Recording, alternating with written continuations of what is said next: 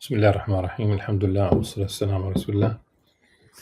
We continue reading from Imam Al-Ghazali's on disciplining the soul, Kitab Riyad al-Nafs. And we are approaching the end of the translator's introduction. Probably will still need another session or so. And the Hakim Murad, Timothy Winter, began summarizing the present work, the Book of Disciplining the Soul, Refining the Character, and Curing the Sickness of the Heart. We have read thus far some of the general remarks, and we are on page 60 at the bottom of the page, number 4, an exposition of the means by which good character may be acquired. The very last paragraph of number 3 of the general remarks, he said, Ghazali mentions the Sheikh, the spiritual master to whose guidance the aspirant should submit, explaining that the Sheikh must use the strategy of compelling his disciple to aim for the opposite of his vices, not because this is the true end of the spiritual path, but because only this will give him sufficient energy to overcome his ugly traits and attain to the golden mean. In number 4, an exposition of the means by which good character may be acquired. Some men are born with virtue, while others must acquire it. This can be done through habituation. A miser can become generous by constantly obliging himself to give money to the poor. This is really the sunnah of the Prophet ﷺ, meaning that if one does not have the virtue, he should, force himself. He cannot be described as generous when he is forcing himself until it becomes his true nature, if you will. But of course, the idea of people are born with virtue. Let's say that some people are born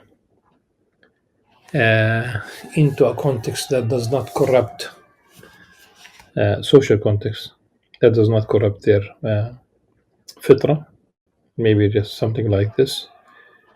And others might be like this miser, could be the product of a family that is this stingy and what have you. Otherwise, generosity is learned. The other method of acquiring good character is through keeping the company of the righteous. However unlikely it may seem at the outset, perfect virtue yields constant delight, for vice is the inclination towards what is low and mean, while virtue is to resemble the truth and beauty of God. It is thus the proper condition of man. Number 5, an exposition detailing the method used in refining the character. In this section, Ghazali uses a medical metaphor, which was already widely current by his time. Just as the body falls sick when the 4 humors, the akhlat, are out of equilibrium, so too does the soul become sick or became sick when the 4 cardinal virtues are imbalanced. Of course, we have addressed the idea of the 4 humors before this. This comes from Greek heritage. Here, the principal source is chapter 6 of Miskawi, who in turn has made use of Galen's medico-philosophical synthesis, which had combined ideas from the psychology of Plato and the medicine of Hippocrates, together with the physics of Aristotle. In the Nicomachean Ethics, too, Aristotle had made use of the medical metaphor, and several Arab philosophers used the phrase spiritual physic, in parentheses, طب روحاني, as the title of a book. طب روحاني, spiritual medicine rather than spiritual physic. Allah alam. Al-Farabi is also interested in the theme. This had appeared also in the more mainstream Islamic tradition. Junaid composed a brief epistle called The Medicine of Hearts, while the image of the Sheikh as spiritual physician whose prescriptions must be followed, is common throughout Sufism. Ghazali then returns to stress the importance of constantly acting contrary to one's desires in order to achieve equilibrium and the consequent liberation of soul, using the image of the student calligrapher who must force himself to imitate a good hand. He then finishes some further examples of how the spiritual teacher should help his novices to accomplish this. I would, in the book of patience and gratitude, Kitab Sabr al-Shukr, not that it's only in that book. Imam Ghazali uses the directly the medicine, literally that, for example, uh, how one um, takes bitter medicine because it's ultimately beneficial. And he used this metaphor, and one would be thankful for the medicine despite its bitterness. He used this metaphor of medicine to describe how one should deal with calamities, that it is like bitter medicine, and that one should be thankful for that, so that he could come on the day of judgment cleansed from his uh, sins. But yes, the image of medicine is used in more than one place in the Ihya, other than the Ihya. I would say that Qut al-Qulub of Abu Talib Makki, which is a major source of the Ihya, though it uses the word Qut, food for the hearts, if you will, as it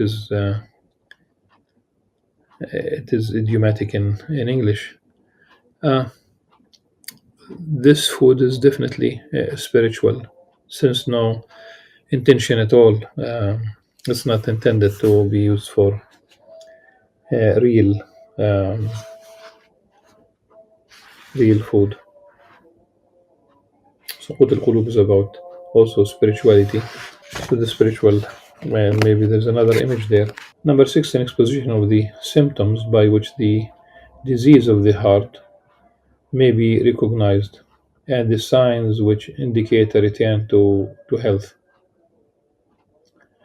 Here Ghazali returns to a discussion of the heart, the wonders of which had formed the subject of the previous book of the revival.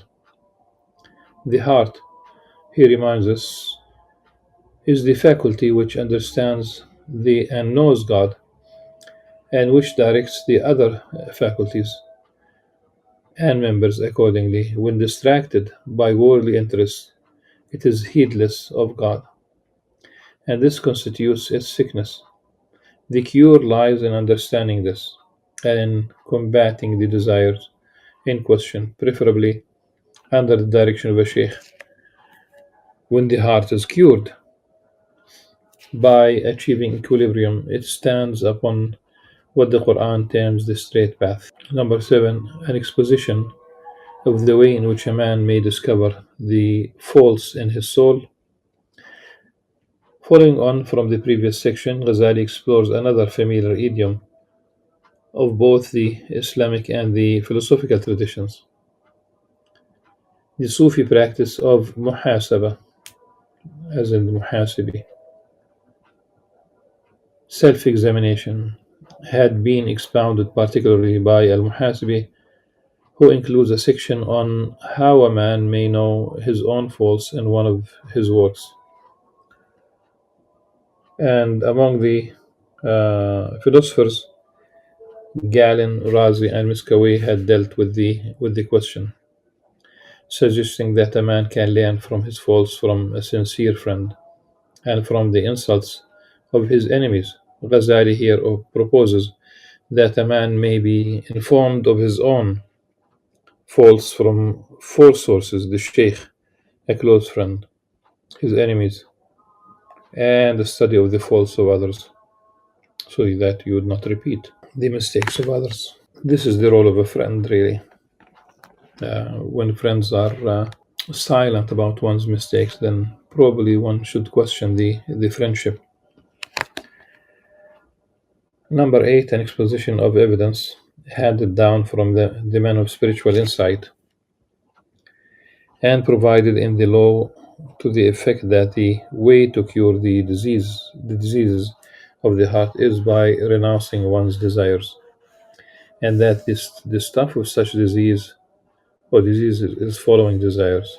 Ghazali begins this section by remarking that even if the reader has not understood the importance of self-discipline on the theoretical level, which he has been presenting, the reader can nonetheless benefit by the simpler means of taqlid, following the guidance laid down in the Quran and the Hadith, and imitating the sages and scholars. In other words, he is here presenting the content of the previous sections in a manner more congenial to those unaccustomed to philosophical discourse.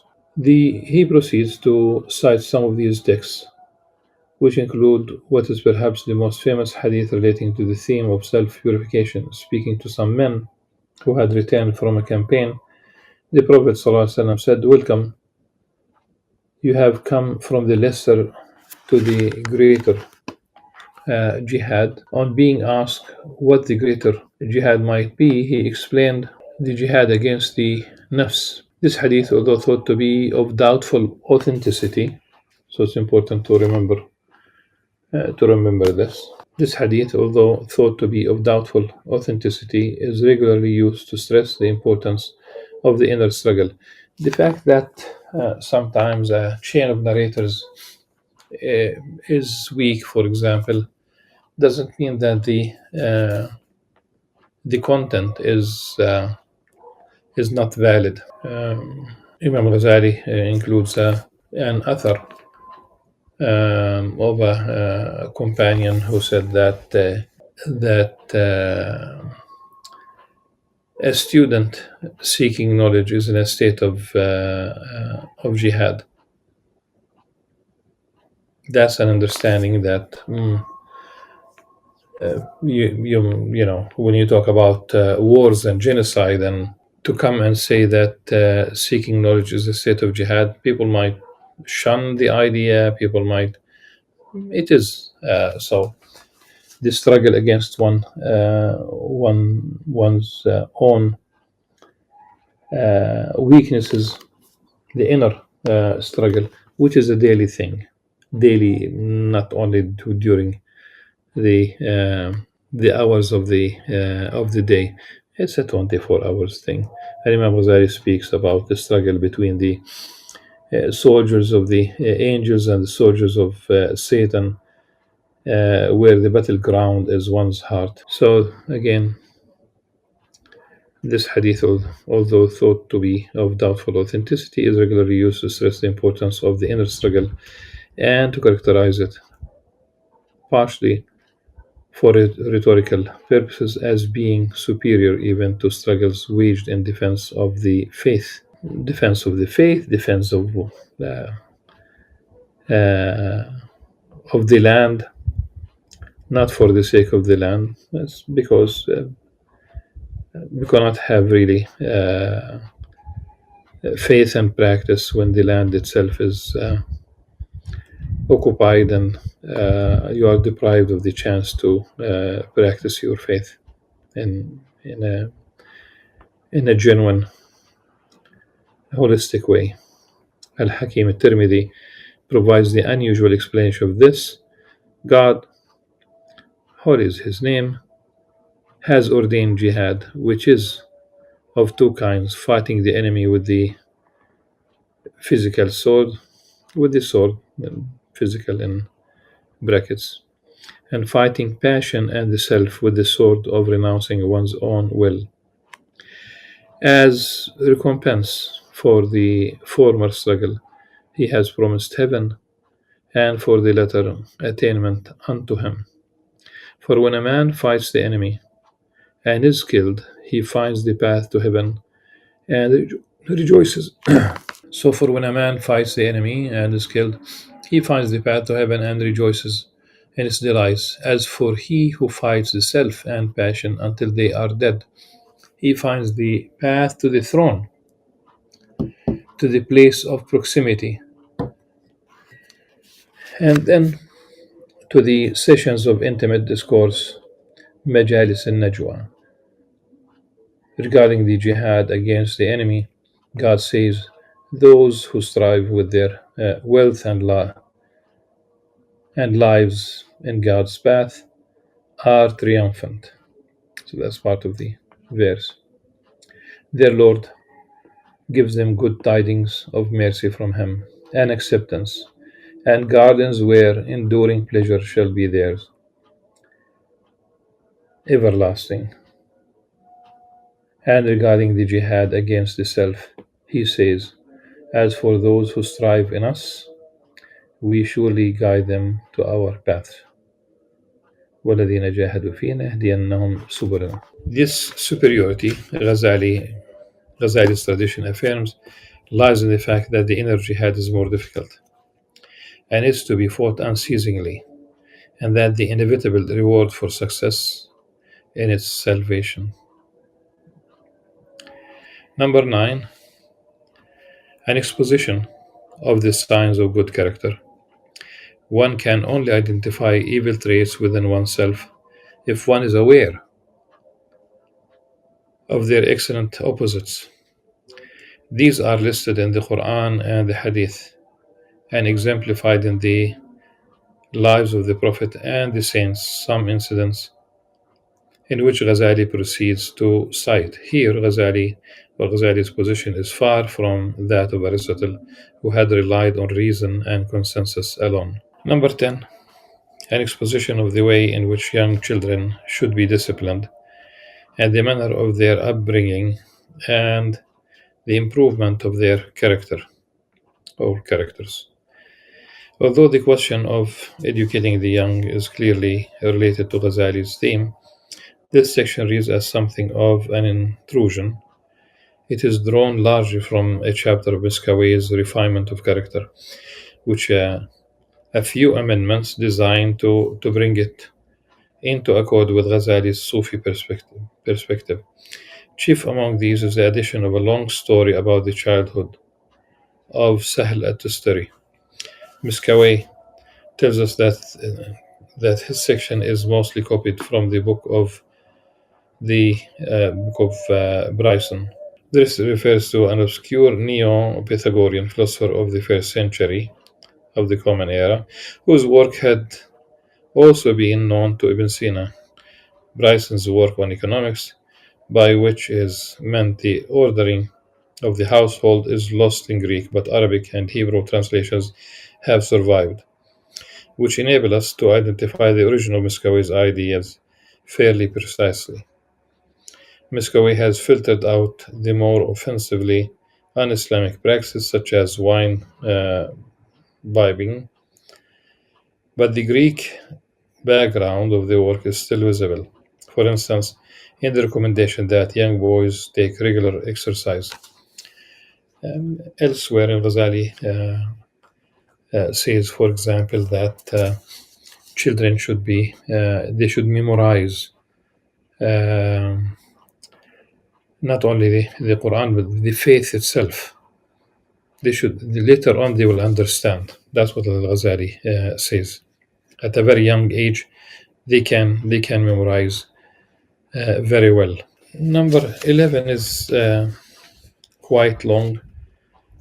I would rather, inshallah, leave it to a final reading of a